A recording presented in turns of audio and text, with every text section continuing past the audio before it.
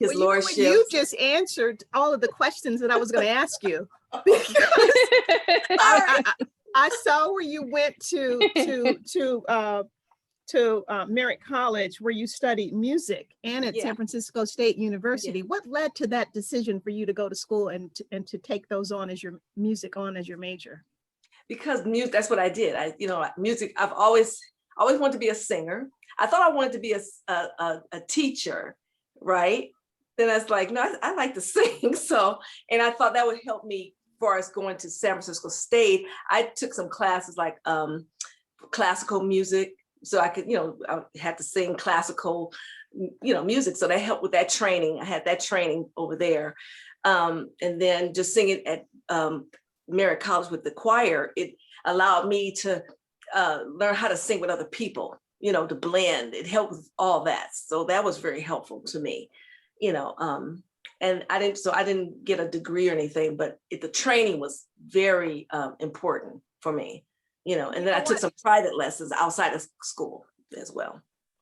And that's why I wanted that question for the audience to hear, because whether you graduate or not is not even important, but it's like what you said, you got the lesson. Yeah. There was, and you were able to take what you did learn, and that's just perfecting your craft. That's what you did.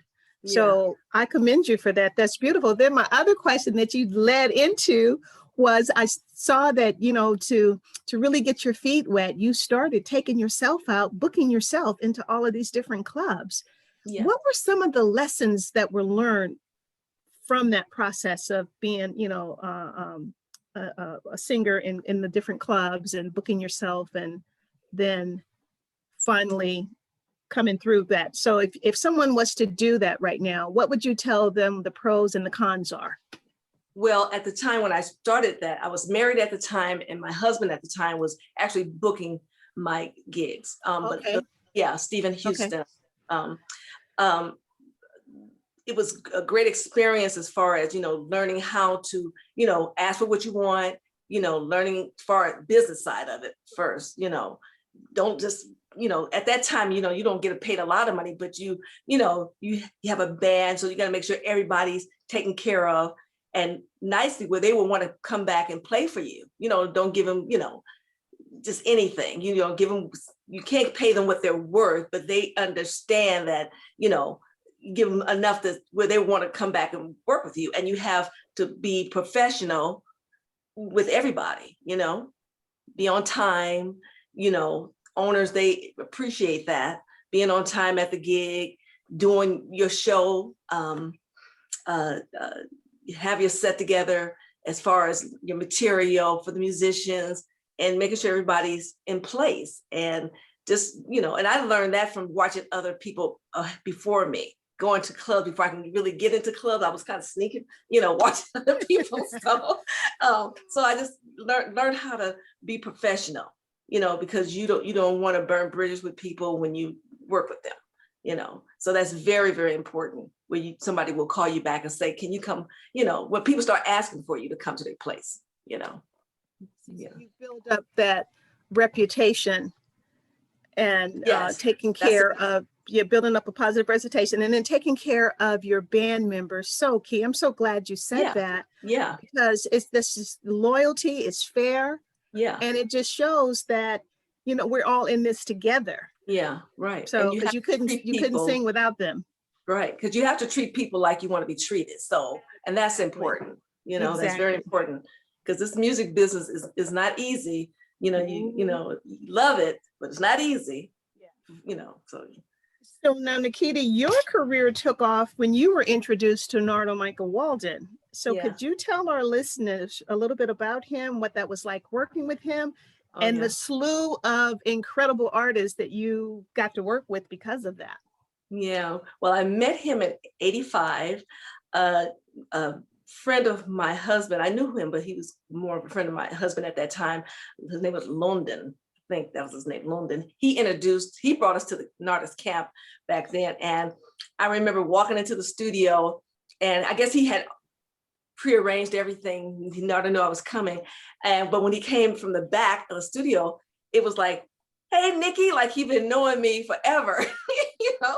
Now, Nikki, can you do me a favor? Now you got me calling you Nikki. So can you actually,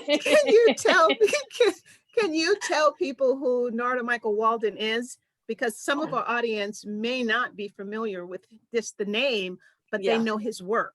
Yes. Well, first of all, you know, he's one hell of a drummer slash one hell of a producer, songwriter, right? Singer, and a wonderful person. That's who Narda is, who's written and produced so many wonderful artists in the industry. That's who he is. And when I first met him, when I went in the studio, I knew I was going to go in there singing, but I didn't know I was going to be singing background on Aretha Franklin's Who's Zooming Who album. Oh, yes, indeed. What a way to start. Isn't that beautiful? Yeah, right. And it was Jeannie Tracy was there, Preston Glass, who it's been so long ago, but it was so many wonderful people. And I want to say Sylvester at the time was there. I think he was in the studio that day. So I was just, you know, I was younger, and it was just like, I'm in awe. I'm in the studio with this fantastic producer, these wonderful people, you know, meeting them for the first time, you know. So it was a great experience. And then that was the first time I worked with Narda, 85. And then that was the first and last time.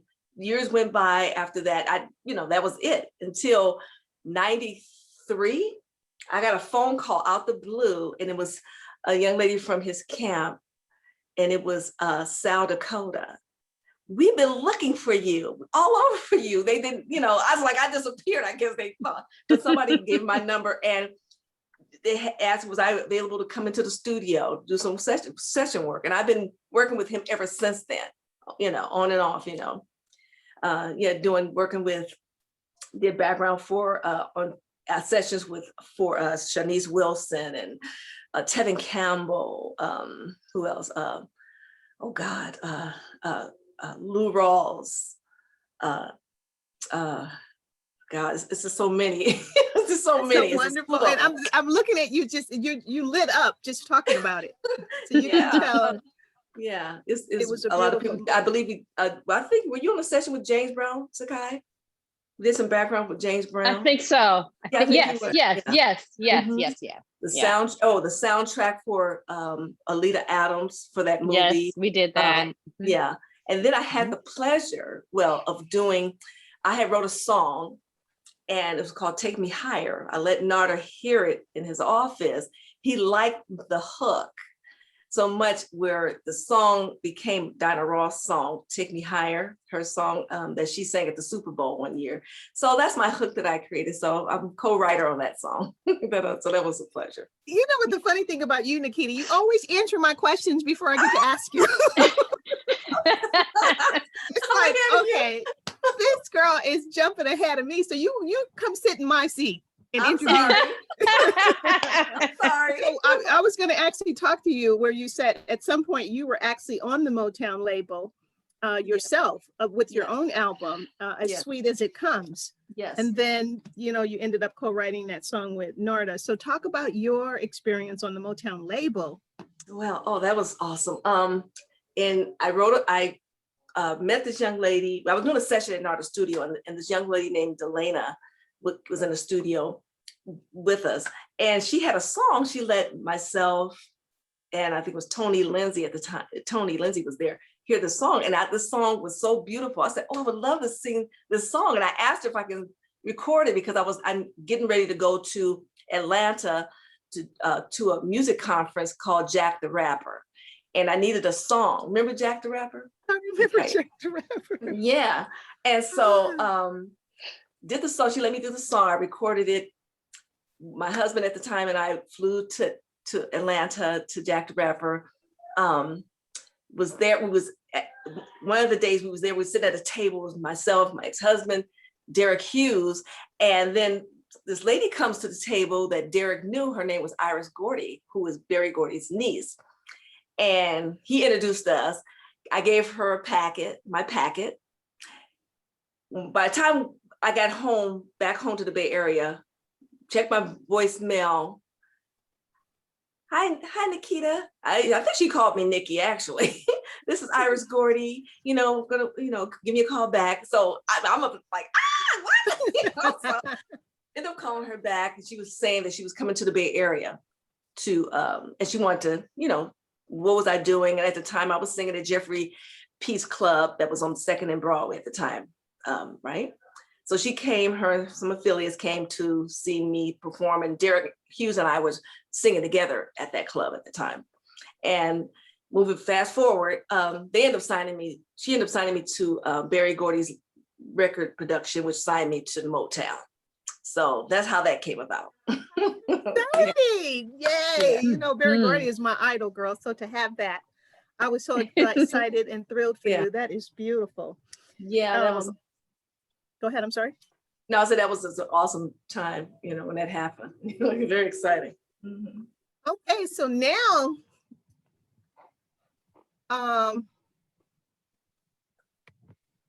what I would actually like to do, guys, is to interview you guys collectively, so we can talk about Les Femmes Fatales and your work with Train. Yeah. So,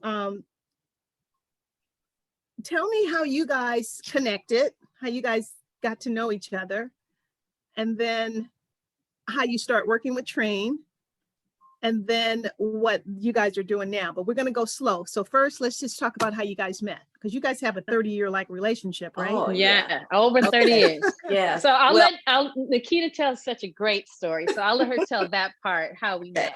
Okay. Well, at the time I was at Merritt College in the Traveling Voices, and we had the pleasure of going to this church called Church by the Side of the Road in Berkeley. And this, we had to go there to critique these singers, young artists. And I forgot the name of the program, Sakai, that you were part of. Well, Victoria Thea and I were part of the UC Berkeley program, the Young Musicians program. So we were in that together. Yes. Mm-hmm. So we had to go there to listen to these artists sing. I think so. Excuse me, Nick. I think that was like Jabberwock, but Victoria and I, something like that. It wasn't directly through the program at UC Berkeley, but it was Victoria and I did that with her. Whatever this show was. Yeah. Right. But we were there. Mm-hmm. So anyway, so we get there, and we're in a circle. They start performing. Victoria Theater start playing the piano. Then this they're both beautiful. But then when Sakai opened her mouth and started singing, I don't know about everybody else. I'm sure, and they probably would agree with me.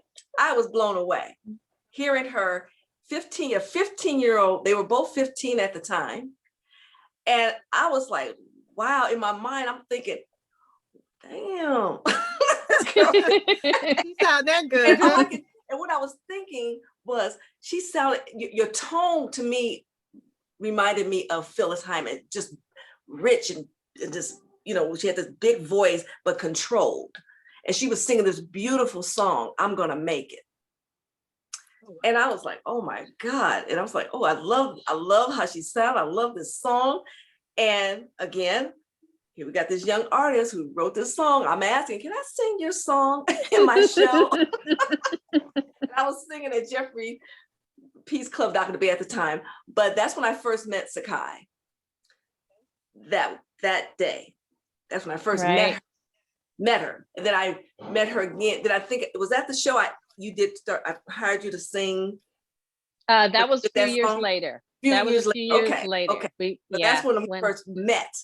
Yeah. But then we got to know each other some years later, because she was working with at the beauty supply. One Stop Cosmetics. One Stop Cosmetic hair salon / beauty supply house, where my ex-husband was working doing hair. And I saw her there. I was like, oh, I know her, right? So it was just a small world, how we came together. And auditioned for the new Traveling Voices. Exactly, right. Mm-hmm. Right. So guys, tell me, what is it like being with Train, and what's the life like being on the road? Because you guys with Train, you guys traveled all over the world. So what was that like? What are some of the pros and what are some of the cons? And how did you guys not pull each other's teeth out? Did you guys get along all the time? Well, you know Absolutely. what? Yeah. Let me just say I can speak for myself, and I think you too, Sakai, but for me, it was just a cherry on the top being on the road with Sakai, who I love, to the moon and stars, and we get along. Nobody get along, to the point where every day you don't agree on everything, but it's okay to agree to disagree, and we love each other enough to realize that, and we get along, and we choose to love each other and laugh. We laugh so much on the road. We have such a great time because we like a lot of the same things. I think that's, that helps, and we respect one another. Yes. That's important. Absolutely. And we know the importance of friendship and love. All that to me plays a part, and she's consistent. That's very important to me in a person, how consistent they are in who they are. And that's her. Oh, from the time I Nick. met her, from the time I ever met her. So that Thank helps. you. Oh, yes. I think she's beautiful. I feel, aw, she's my sister. She's my big love sis. fest. This is the nice love fest. So what's but it it's like real for you? tough. It's real tough. It's real tough. It really is. And it is absolutely not for everybody. It's grueling. It truly is. We love it. I know that's what I'm meant to do. But in all honesty, for me, having young kids at the time, we've been with Train for almost 9 years coming up. My babies were tiny tots. Oh yeah. And a lot of sacrifices that you make along the way. However, the balance of it all, sometimes the mommy guilt will come through, but understanding that I'm also encouraging my children to live their dreams, to show them that you can have a balanced life and you create what's normal for you. My husband and my family and I, we created whatever's normal, the new normal for us, me being out on the road and switching roles. And these kids were doing amazing. Our first year out with Train in 2012, I think Keto, you can agree, was the most grueling year. We did like 56 shows in a row. Yeah. And it's like you learn how to do it really quickly. Okay. Yeah. What it feels like and living with other band members, literally on a bus. And we have so much love for each other and respect for each other.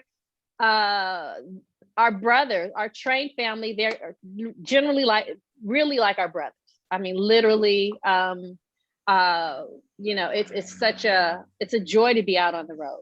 If we had to choose people, I would choose them. It's not a lot of drama. It's just we get our work done and we have a lot of fun. Yeah, exactly. But it helps too. I think too, because everybody have a family. They're married, have families, or they're not married, but they have a family, and family is important to them. Which helps a lot. So it really helps. Yeah. And I knew Pat. I actually met Pat